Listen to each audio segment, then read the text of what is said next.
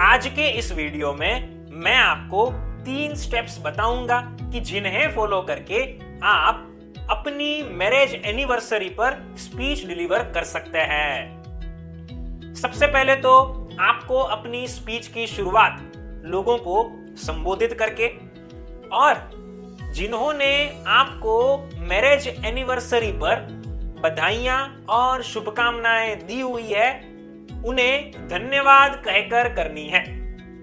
ये दोनों चीजें मतलब कि संबोधन और धन्यवाद कहना आप अपने हिसाब से कर सकते हैं। उसके बाद जो सबसे पहला स्टेप हम कवर करेंगे वह है कि हमें हमारी मैरिड लाइफ के बारे में लोगों को बताना है।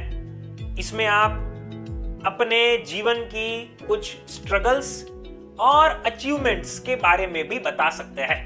आप कुछ इस तरह से बोल सकते हैं, साथियों, आज मेरी और मेरी वाइफ पूजा की शादी को 25 साल पूरे हुए हैं। अगर मैं 25 साल पीछे जाऊं तो समय वैसा था कि हम जॉइंट फैमिली में रहते थे। छोटा सा घर था जबकि बहुत सारे लोग रहने वाले थे, लेकिन उस जॉइंट फैमिली में भी पूजा ने एडजस्ट कर लिया। उसके बाद जैसे जैसे परिवार बड़ा होता गया हम सब भाई अलग हुए। हमने किराए पर एक घर लिया। मैंने एक नौकरी करने की शुरुआत की। मुझे अप डाउन करना पड़ता था। हर रोज सुबह मैं जल्दी निकल जाता था और रात को लेट आता था। पूजा ने इसके बावजूद भी सब कुछ एक्सेप्ट कर लिया। घर में एक छोटा सा टीवी था कि जिस वजह से पूजा का टाइम पास हो जाता था। घर उस वक्त भी छोटा हुआ करता था, सैलरी भी कम थी, इसलिए थोड़ी सी साइड इनकम हो पाए उस वजह से पार्ट टाइम कोई और भी काम करना पड़ता था और उस काम को करने के लिए पूजा का मुझे पूरा सपोर्ट मिलता था। हमारे जीवन में खुशियां तब आई जब हमारे बेटे हैप्पी का जन्म हुआ। हमने हैप्पी को भी अच्छी परवरिश देने का पूरा प्रयास किया। पूजा की एक ख्वाहिश थी कि हमारा अपना एक घर हो। हमने इतने सालों से जो थोड़ी थोड़ी सेविंग्स की हुई थी उससे एक घर खरीदा कि जो घर हमारे लिए बहुत ही खास है। अब रिटायरमेंट को कुछ ही साल बाकी है। ईश्वर से सिर्फ यही दुआ है कि हमें ऐसे ही तंदुरुस्त रखे और हम जीवन में खुश रह पाए। तो इस तरह से ये 25 साल का सफर बहुत सारे उतार चढ़ाव वाला सफर था। सुख और दुख दोनों को देखे और समय बीत गया। तो इस तरह से हमें सबसे पहला स्टेप बताना है कि हमारी मैरिड लाइफ कैसी रही। उसके बाद जो दूसरा स्टेप हम कवर करेंगे मैरिज एनिवर्सरी की स्पीच में वह है कि हमें लोगों को यह कहना है कि भूतकाल और वर्तमान की रिलेशनशिप में क्या अंतर हमें देखने को मिलता है। आप कुछ इस तरह से बोल सकते हैं, पहले जो लोग रिलेशनशिप में होते थे और आज है उनमें बहुत अंतर देखने को मिलता है। पहले वैसा समय हुआ करता था कि शादी से पहले एक बार सामान्य तौर पर लाइफ पार्टनर चूज करने के लिए मीटिंग करने का मौका मिलता था और कभी कभार वो भी नहीं मिलता था और उसमें ही आपको तय करना होता था कि किसे जीवन साथी बनाए।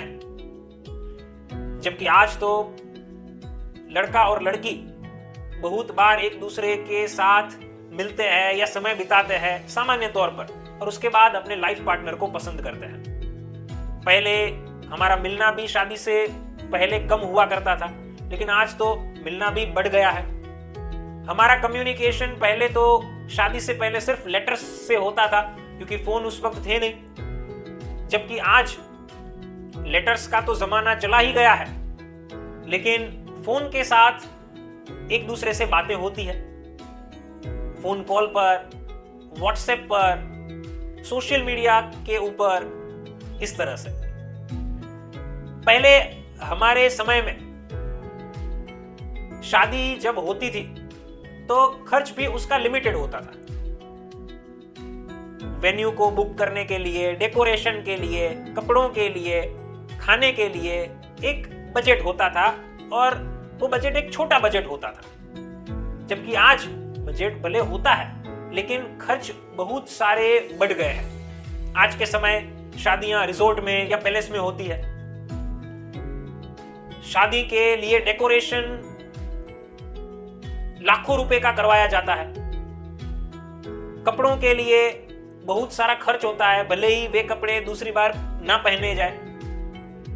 खाने की डिश के लिए हजारों रुपए स्पेंड किए जाते हैं। तो ये अंतर भूतकाल और वर्तमान में आया हुआ है। हमारे समय में जॉइंट फैमिली में रहना एक प्रकार से कंपलसरी था, जबकि आज बहुत सारे लोगों को यह स्वतंत्रता मिली हुई है कि वे न्यूक्लियर फैमिली में रह सकते हैं, अलग घर में रह सकते हैं। हम सब सालों पहले घूमने के लिए कभी कभार ही जाया करते थे।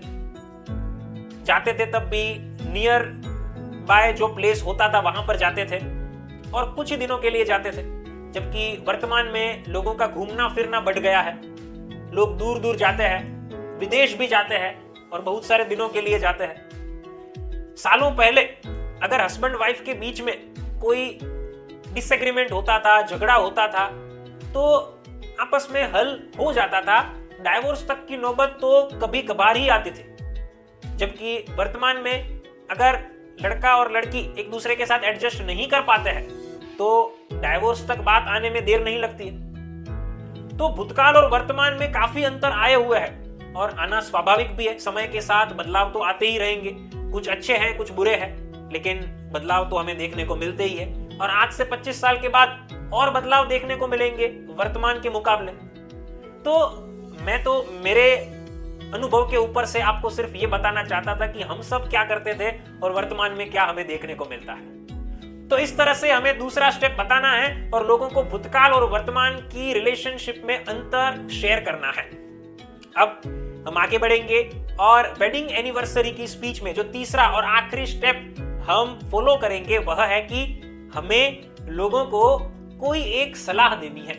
आप कुछ इस तरह से बोल सकते हैं, फ्रेंड्स, हमारे ये 25 साल के अनुभव से मुझे एक चीज सीखने को मिली है, मैं आप सभी से साझा करना चाहूंगा।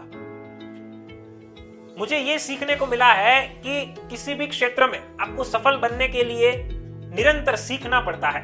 और शादी जुदा जिंदगी भी वही है कि आपको सीखते रहना पड़ता है। आप अपने अनुभव से तो सीख ही पाते हैं, लेकिन इसके अलावा आज के समय बहुत सारे वैसे रिसोर्सेज है कि जिससे सीखा जा सकता है। किताब है कि जिससे आप ये सीख सकते हैं कि संबंधों को कैसे निभाया जाए। वीडियोस भी बहुत सारे उपलब्ध होते हैं कि जिससे हस्बैंड वाइफ की रिलेशनशिप को और मजबूत बनाया जा सकता है। सेमिनार्स भी होते रहते हैं कि जिन्हें अटेंड करके हम हमारी मैरिड लाइफ को बेहतर बना सकते हैं। अगर मैं मेरी बात करूं तो आज की तारीख में भी मैं कुछ ना कुछ ऐसा स्टडी करता रहता हूं, सीखता रहता हूं कि जिससे मेरी और पूजा की मैरिड लाइफ को हम और बेहतर बना सके और अच्छी बना सके। और सीखना तो एक निरंतर प्रक्रिया है कि जिसे हम किसी भी एज में लर्न कर सकते हैं। तो मैं तो आपको सिर्फ यही कहना चाहूंगा, भले आप में से बहुत सारे लोग सीनियर है, बहुत सारे कपल्स यंग भी है, मेरा सिर्फ इतना कहना है कि अगर हम इन सब रिसोर्सेज से कुछ ना कुछ हर रोज सीखते रहेंगे या रेगुलरली कुछ लर्न करते रहेंगे तो हमारी शादी जुदा जिंदगी को हम और अच्छी बना सकते हैं। मेरी कोई सलाह नहीं है, बस मेरा तो ये अनुभव है कि जो मैं आप सभी के साथ साझा कर रहा हूं। तो इस तरह से आपको तीसरा स्टेप बताना है और लोगों को कोई एक सलाह देनी है। हमारे पर्सपेक्टिव से तो सलाह देनी है, लेकिन लोगों को ऐसा हम फील ना करवाएं कि सलाह है तो ज्यादा बेहतर है। अब इसे बताने के बाद अंत में लोगों को धन्यवाद कहिए और अपनी स्पीच को पूर्ण कीजिए।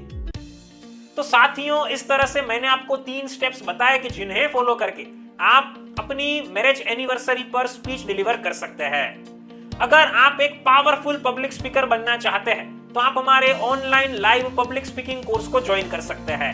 नीचे दिए गए नंबर पर आप हमें अभी कॉल कीजिए, मैं आपसे पर्सनली बात करूंगा, आपकी सारी प्रॉब्लम्स और रिक्वायरमेंट्स को सुनूंगा और समझूंगा और आपको पर्सनल ट्रेनिंग देकर एक कॉन्फिडेंट और परफेक्ट पब्लिक स्पीकर बनाऊंगा।